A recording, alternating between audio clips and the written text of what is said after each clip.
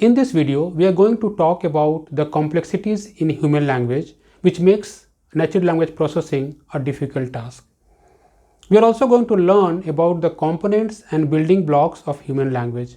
And I'm sure these two concepts will set a very good foundation before we start learning natural language processing, large language models, and generative AI. So let's begin. To understand the complexity in human language, I have divided this into four quadrants: ambiguity, creativity, common sense, and diversity. Now, ambiguity is a generic characteristic of human language. It refers to a situation where a word, phrase, or the sentence can have multiple meanings. Now, consider this word bank. It can refer to a financial institution or the side of a river. Consider this sentence: I saw the man with a telescope. So, this sentence has multiple meanings again. Number one, is the man using the telescope? And the second one, the speaker used a telescope to see the man. Creativity. Human language is full of creativity, like atoms, poems, songs, etc. Now, making machines understand creativity is a hard problem to solve. And not just in NLP, but in AI in general, it is very hard problem to solve. Like how to train the machine to understand the creativity part of the human language. Now, the third one is common sense. So we human apply a lot of common sense while we speak and listen to others. Now consider these two sentences: man bites dog and dog bites man. Now we all know that the first sentence is unlikely to happen while the second one is very possible, right? So in the above example, the two sentences are syntactically very similar, but a computer would find it very difficult to differentiate. One of the key challenges in NLP is how to encode all the things that are common knowledge to human in a computational model. Now the last one, diversity. Human language is incredibly diverse. For most of the language in the world, there is no direct mapping between the vocabularies of any two languages. This makes porting an NLP solution from one language to another very difficult. A solution that works for one language might not work at all for another language. This means that one either builds a solution that is language agnostic, or that one needs to build separate solutions for each language. While the first one is conceptually very hard, the other one is laborious and time intensive.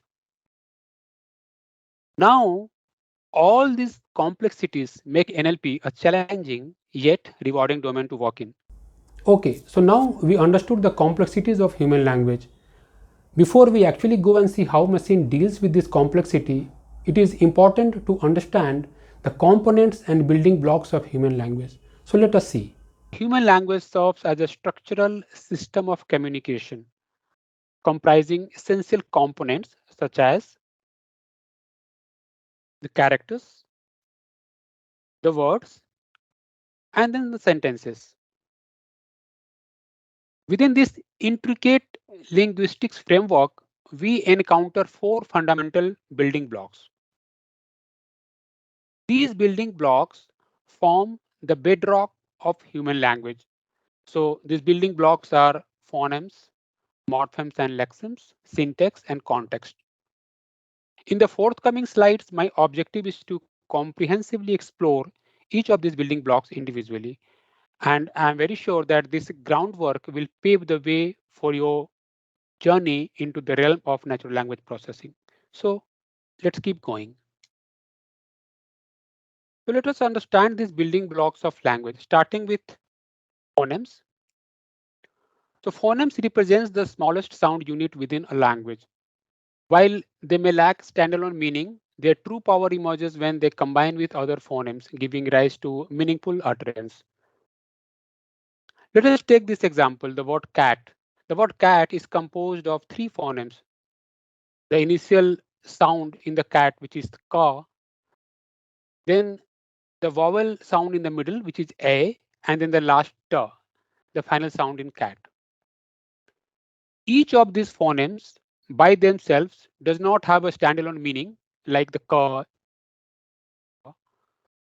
but when they are combined in this specific way, they create the word cat.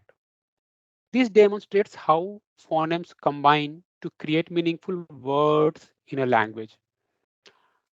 Now, standard words are 44 phonemes, which are either single letters or a combination of letters. So these are all those 44s.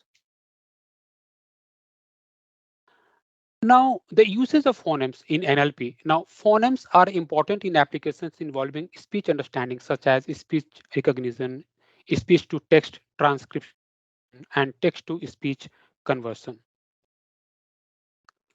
Let's move to the next building block, which is morphemes. A morpheme is the smallest unit of language that has a meaning. It is formed by combination of phonemes. All morphemes are not words, but all prefixes and suffixes are morphemes. Take this an example. The word unbreakable. There are three morphemes. The first one is un, is a prefix. In this context, un is a negative prefix, indicating the absence of a quality. In unbreakable, it negates the concept of break. Now, the second one is break, is the root morpheme. It carries the core meaning of the word, which is to shatter or fracture. The last one is able, is a suffix. In this case, able is a suffix that indicates the capability or potential of something. So unbreakable means not capable of being broken. Now another building block, which is lexeme. Lexeme is a group of words that are treated as a single entry in dictionary, which share common base meaning. Another way to think about lexeme is that they are the set of words that would be included under one entry in the dictionary. So, for example, run. This word run encompasses various forms of the word run. The original word is run, the lexemes is runs, running, ran. Now, members of the lexeme run include ran, the uninflated form, running is the inflated form, and runs and the ran. They are all included under one entry in the dictionary, as we know. So I hope we are getting into the deep understanding of how English language is structured. Moving next, the uses of morphemes and the lexemes. So morphemes and lexemes is a fundamental block of many NLP tasks such as tokenization, stemming, learning, words embeddings, and part of speech tagging. So all these concepts like the tokenization, stemming, word embedding, so they are all covered in this series. So we will get to know all of them. Moving next, under the building blocks, we have syntax. Now, the syntax is a set of rules to construct grammatically correct sentences out of words and phrases in the language. We all know that. Now, in the study of linguistics and natural language processing, the syntax refers to the set of rules that govern the structure of sentences in a language. These rules dictate how words and phrases should be organized to create grammatically correct sentences. The parse tree is a crucial tool in understanding and visualizing the syntactic structure of a sentence. So what is this parse tree? Now parse tree is a structure which has these components to the words, part of speech, phrases, and the sentences. Now words are placed at the lower level, followed by part of speech, followed by phrases and the sentences. And now there are tags given to the parse tree. Now these are the tags. So N is for noun, V is for verb, and P for preposition, N for noun phrase, V for verb phrase, PP for propositional phrase, DET for definite article. So if I have a sentence like the girl laughed at the monkey, the boat sailed up to the river, and if I have to create the parse tree for these two sentences, so here the parse tree of these two sentences, starting from the bottom, if you see, all the words are placed at the lower level, followed by the part of speech, followed by the phrases, finally the sentence. Now, how and where this parse tree is used in the natural language processing? So to analyze and understand the syntactic structure of sentence and text, this parse tree is used. It is also used as an intermediate representation that aids in tasks related to syntax, semantics, and meaning extraction from text. Moving further, in the building blocks of language is the context. Now, context is something which convey the actual meaning of the sentence. It is how various parts in the language come together. It includes long-term references, word knowledge, and common sense, along with the literal meaning of word and phrases. The meaning of a sentence can change based on the context, as words and phrases can sometimes have multiple meanings, as we all saw in the complexity of the human language in the four quadrant. Now, generally, context is composed from semantics and pragmatics. Now, what is semantics? Semantics is a direct meaning of the word and sentence without external context. Consider this sentence. He's so cool. Now, semantically, this sentence can be interpreted as he's very nice, a compliment to a person, which is the literal meaning. Now, the another one is pragmatic. So pragmatic adds word knowledge and external context to the conversation to enable us to infer implied meaning.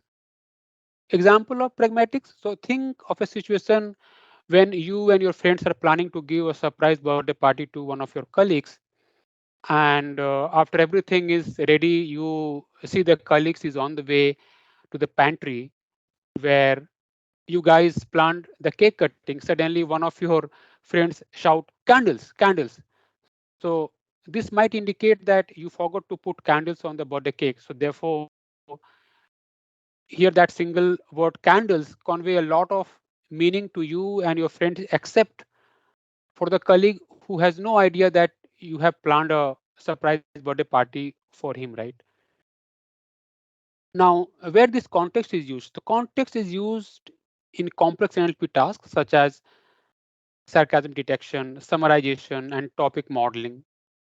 Just a quick recap what we learned so far. So we learned about human language structure, its component and its building blocks. Then we tried understanding other complexities involved in the human language. And this gave us enough understanding of why NLP is a complex domain, but is still rewarding and interesting because somehow we need to feed these complexities to the computer in a form of trained model so that it mimics the human language. Okay, so this was all about human language. And I'm very sure that these concepts will help you when we move to the next topic about the natural language processing.